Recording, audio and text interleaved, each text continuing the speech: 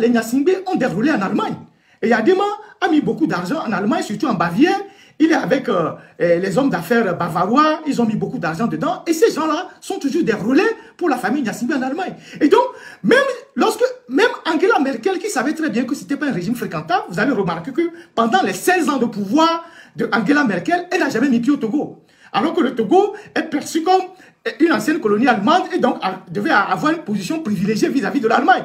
Donc, pendant les 16 ans de pouvoir d'Angela Merkel, elle n'a jamais mis pied au Togo. Mais elle est allée au Ghana, au Bénin, au Niger, et puis un peu partout. Mais elle n'est jamais venue au Togo. Mais à chaque fois que Faure a voulu se faire recevoir, elle a reçu.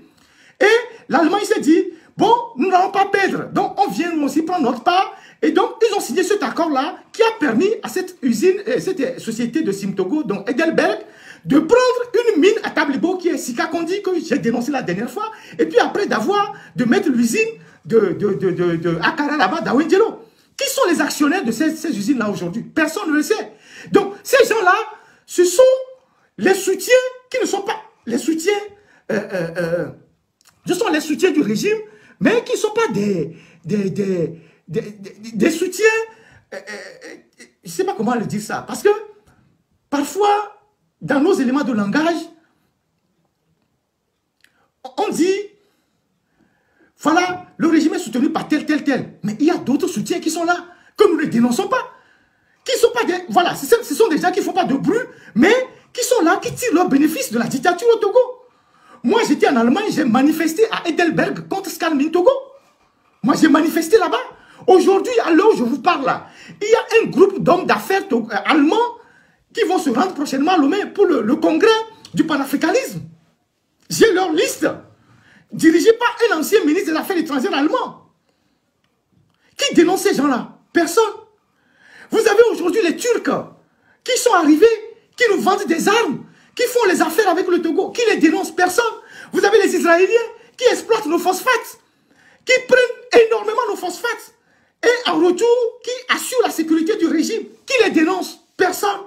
Vous avez les Indiens qui sont là, qui exploitent Wassem, les carrières de calcaire, qui les dénoncent. Parce que tous ces gens-là participent à maintenir le régime. Parce que leur intérêt en dépend. Donc, quand vous prenez les Chinois, c'est pareil. Quand moi j'entends les gens dire, nous allons créer des relations gagnant-gagnant avec certains pays. Vous avez vu ça où? Ça se trouve dans quel livre économique ou dans quel principe de relations internationales? Ça se trouve où? Coopération gagnant-gagnant. C'est quoi? Il n'y a que les Africains qui inventent des expressions comme ça.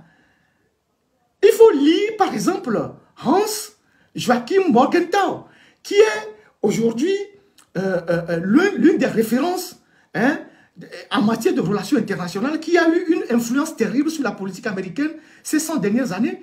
Et vous allez voir le réalisme politique que les puissances appliquent dans le monde. Et toutes les puissances appliquent ce même réalisme politique dans le monde. Les intérêts d'abord, la domination. Donc, il n'y a aucune puissance au monde qui fait une affaire gagnant-gagnant avec un pauvre pays africain. Ça n'existe pas. Donc, ce sont des expressions que nous-mêmes nous inventons pour justifier nos démarches biscornues, pour dire que oui, si on va par ici, on va avoir plus d'argent. Non, ça n'existe pas. Donc, Morgenthau l'explique très bien dans ses principes. Et je me rappelle que quand je lisais Morgenthau, il y a Henry Kissinger qui disait que pour les relations internationales, Morgenthau est aujourd'hui ce que Freud a été pour la psychanalyse. Et tout le principe de domination est basé sur ça.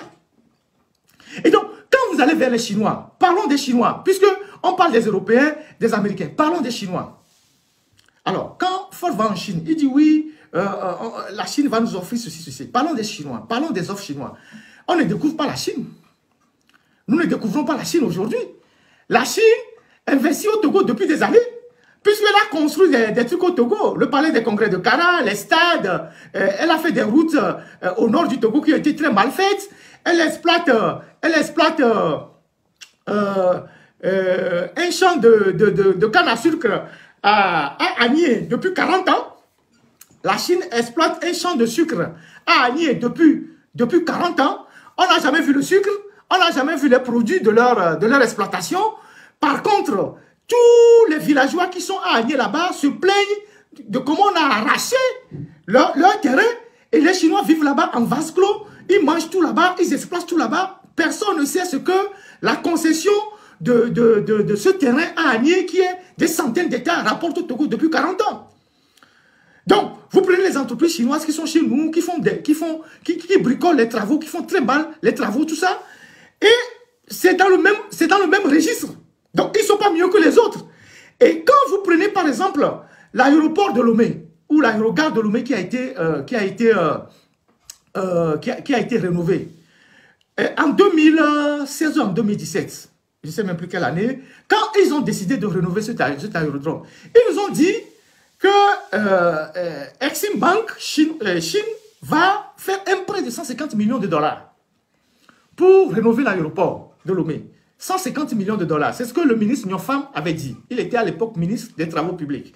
Et il a dit que pour rénover l'aéroport, ils vont faire un nouvel aérogare, ils vont faire ci, ils vont faire ça, des terminaux modernes, ils vont construire un hôtel 3 étoiles. Ils ont aligné un certain nombre de choses qu'ils vont réaliser. Mais dans la réalisation de la construction de l'aérogare de Lomé, on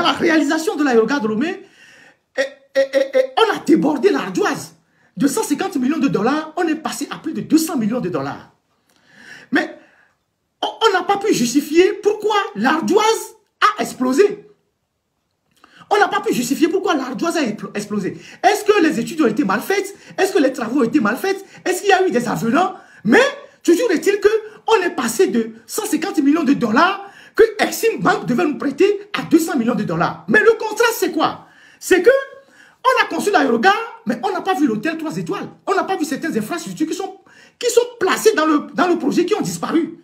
Comment vous pouvez imaginer que on fait un projet et on connaît le coût du projet et entre-temps, on est passé du simple au double pour le coût du projet, mais les infrastructures qu'on a prévues pour le projet n'ont pas été tous réalisées. Où est passé l'argent? Une partie de l'argent. L'argent a disparu.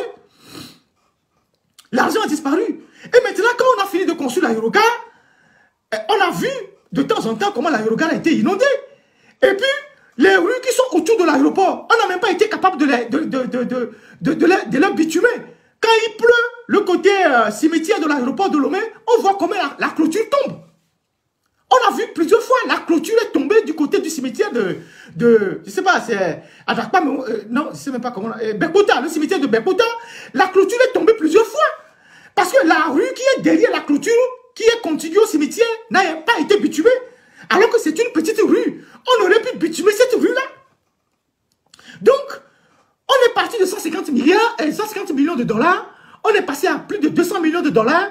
Mais les choses qu'on a prévues sur le projet n'ont pas été réalisées. Et vous connaissez la corruption des Chinois quand ils sont en Afrique. Quand ils font les travaux en Afrique.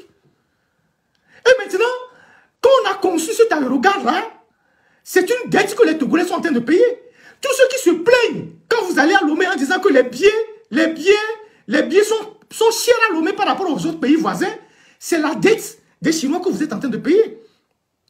Quand vous payez un billet à l'aéroport de Lomé, vous payez un billet plutôt à Lomé, ou bien vous payez un billet en allant à Lomé, vous payez 200 ou 250 000 francs de plus que celui qui paye un billet au Bénin ou au Ghana.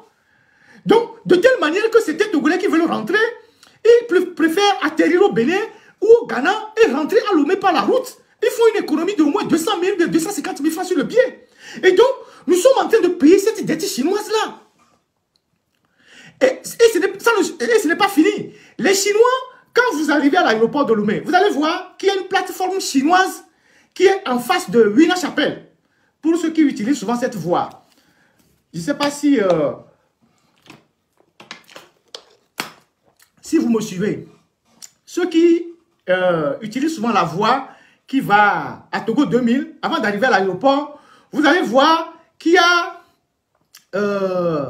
une plateforme chinoise qui est en face de Huina Chapelle, où on a mis des drapeaux chinois avec des préfabriqués. Ils ont des drapeaux chinois, plusieurs drapeaux là-bas. Ils sont collés un peu vers Serfer, vous dépassez là. Après, vous voyez la douane et tout ça. Donc, ces Chinois-là qui sont là-bas, ils habitent sur le site. Et au fond de leur concession, vous allez voir qu'il y a un entrepôt qui est là-bas. Donc, le fret asiatique, c'est eux qui le traitent. Ils le traitent pour leur dette. Parce Parce qu'ils doivent retrouver leurs dettes. Ils doivent retrouver leurs dettes. Ils doivent retrouver leurs dettes. Donc, c'est eux qui sont là-bas. C'est eux qui se sont installés sur le site là-bas. Et ces Chinois qui sont là-bas, ils mangent tout là-bas. Même le jardinage, même les légumes là, ils plantent ça là-bas. Ça veut dire qu'ils ne dépensent même pas un franc pour acheter auprès de la bonne femme togolaise qui vend dans le marché de Dranaway. Ils vivent là-bas en vase clos. Ils ont tout là-bas. Piscine, terrain de tennis, ils ont tout là-bas. Et c'est eux qui gèrent le fret asiatique. Tout ça pour payer la dette qu'on a mis dans l'aéroport. Ça ne suffit pas. Et quand les Chinois, eux, ils sont sans état d'âme, comme tous les autres capitalistes, aujourd'hui, Lomé contenait terminal. La plateforme portuaire de transportement qui est en face de Art Mission, qu'on a construit là où il y avait, on extrait le sable avant, et qu'on a construit avec des fonds publics privés, avec aussi le Togo. Personne ne connaît les actionnaires, mais les Chinois, ils sont dedans à 50% aujourd'hui. Les Chinois sont dedans à 50%.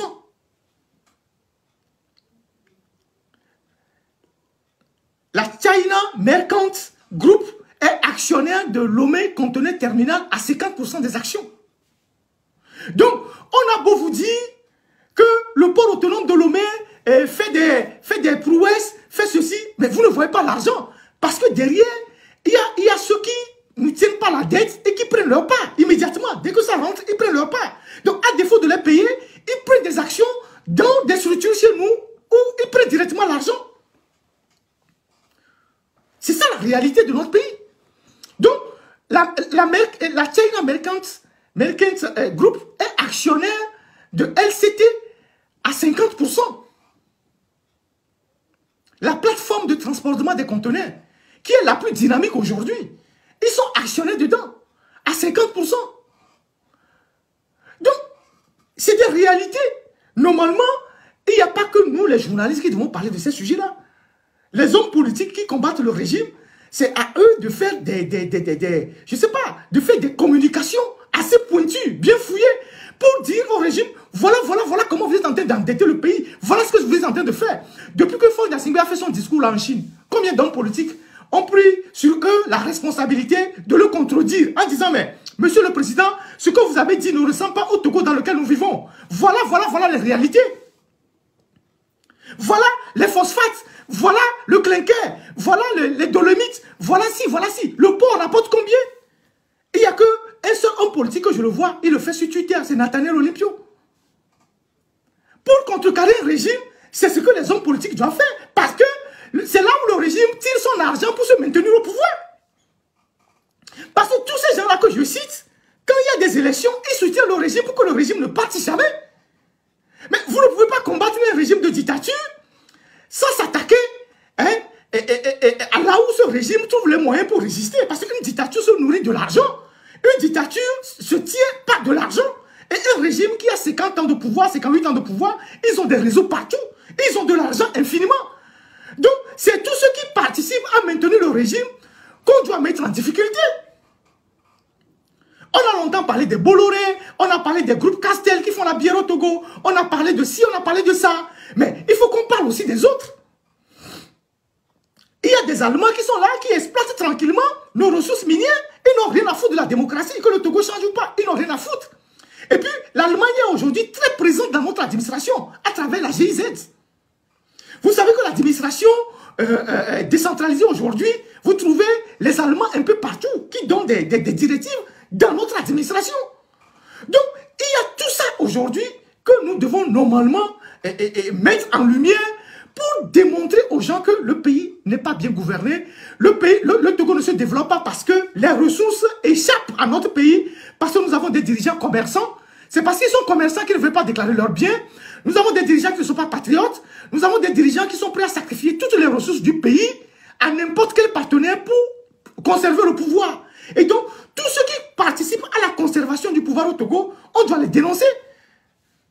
On n'a pas besoin d'être panafricaniste pour faire ça.